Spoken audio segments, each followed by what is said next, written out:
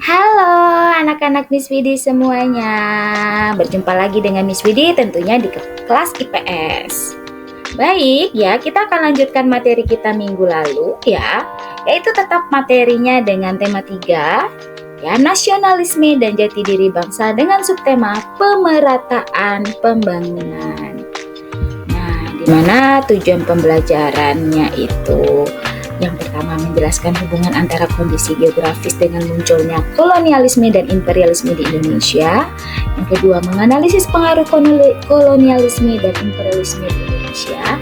Yang ketiga, mengurai proses perjuangan bangsa Indonesia dalam meraih kemerdekaan. Dan yang keempat, menganalisis upaya pemerataan pembangunan ekonomi di Indonesia. Dan yang kelima, mendesain aktivitas penyelesaian konflik dan upaya meningkatkan integritas sosial. Oke, ini part 1 ya, tentang pemerataan pembangunan. Nah, rencana pembangunan jangka panjang nasional tahun 2005 hingga 2025 menyebutkan bahwa pembangunan nasional merupakan rangkaian upaya pembangunan yang berkesinambungan yang meliputi seluruh aspek kehidupan masyarakat, bangsa, dan negara. Rangkaian upaya pembangunan memuat kegiatan yang berlangsung tanpa henti dengan menaikkan tingkat kesejahteraan masyarakat dari generasi ke generasi dalam konteks memenuhi kebutuhan masa sekarang tanpa mengurangi kemampuan generasi yang akan datang dalam memenuhi kebutuhan. Baik, yang pertama kita bahas kondisi geografis dan pemerataan ekonomi. Pada masa yang akan datang, perekonomian dituntut untuk mampu berkembang secara lebih seimbang di seluruh wilayah tanah air dalam rangka pemerataan pembangunan untuk mengurangi kesenjangan sosial. Pengembangan perekonomian harus memperhatikan kondisi geografis suatu wilayah. Dalam visi Indonesia 2045, terdapat penjelasan arah pengembangan wilayah dalam strategi pemerataan pembangunan daerah per wilayah. Yang pertama, wilayah Papua. Ya, A. Wilayah Papua. Wilayah Papua berpotensi besar sebagai penggerak ekonomi Indonesia bagian timur melalui sumber daya alam berupa perikanan, pertanian dan perkebunan, industri agro dan pangan, pariwisata, bahari dan alam, maupun pertambangan. Sektor jasa didorong dengan pengembangan kawasan metropolitan sebagai pusat pertumbuhan khususnya di Kota Sorong dan Kota Jayapura. B. Wilayah Maluku. Pengembangan wilayah Maluku diarahkan sebagai basis perikanan nasional. Pembangunan Kepulauan Maluku difokuskan pada pendayagunaan sumber daya kelautan, daratan, serta pengembangan kawasan perbatasan berwawasan lingkungan. C. Wilayah Bali dan Nusa Tenggara.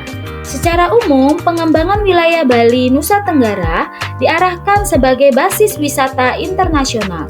Wilayah Bali, Nusa Tenggara mempunyai potensi besar dalam sektor pertanian, peternakan, perikanan, dan terutama pariwisata.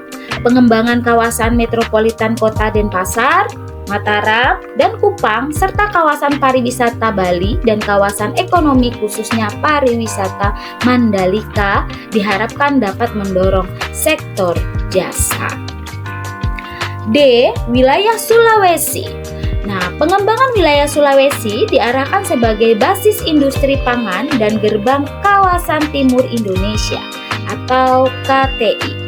Pulau Sulawesi berpotensi besar sebagai penggerak ekonomi dan sumber keanekaragaman hayati Indonesia. Sektor pertanian, perikanan, pariwisata, dan pertambangan menjadi keunggulan.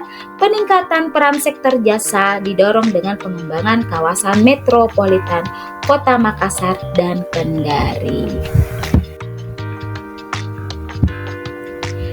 E.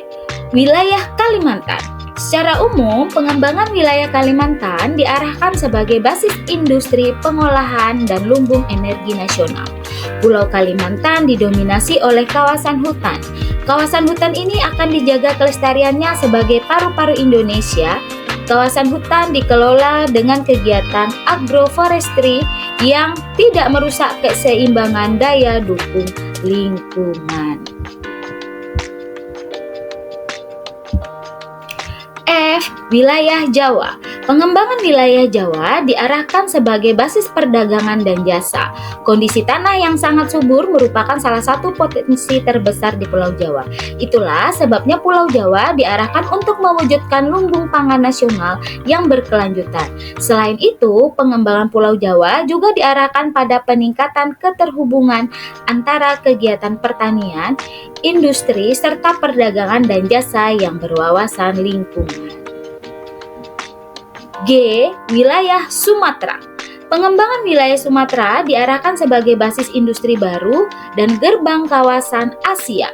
Pulau Sumatera sangat berpotensi di sektor pertanian, perkebunan, dan perikanan atau kelautan. Wilayah Sumatera diarahkan menjadi wilayah yang dapat mewujudkan swasembada pangan dan lumbung pangan nasional. Wilayah Sumatera memiliki potensi yang strategis sebagai pintu utama perdagangan internasional. Selanjutnya, kebijakan pemerataan ekonomi atau disingkat KPE atau itu bertumbuh pada 3 pilar. Pilar pertama berdasarkan lahan. Pilar pertama mencakup reformasi agraria dan perhutanan sosial, pertanian dalam kaitannya dengan isu petani tanpa lahan, perkebunan terkait dengan rendahnya produktivitas dan nilai tambang komoditas, perumahan yang terjangkau bagi masyarakat miskin perkotaan, dan nelayan serta petani budidaya rumput laut. Untuk pilar kedua berdasarkan kesempatan. Pilar kedua menyasar permasalahan sistem pajak, manufaktur, dan informasi teknologi.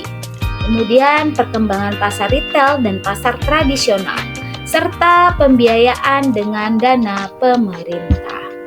Yang ketiga, pilar berdasarkan kapasitas sumber daya manusia. Pilar ketiga menargetkan peningkatan kapasitas sumber daya manusia untuk menyelesaikan isu vokasional, kewirausahaan, dan pasar tanpa tenaga kerja.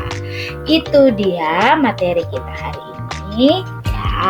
Semoga materi ini dapat membantu kalian dalam belajar dan bermanfaat untuk kita semua. Oke, tetap semangat. Sampai jumpa di materi berikutnya. See you, bye-bye.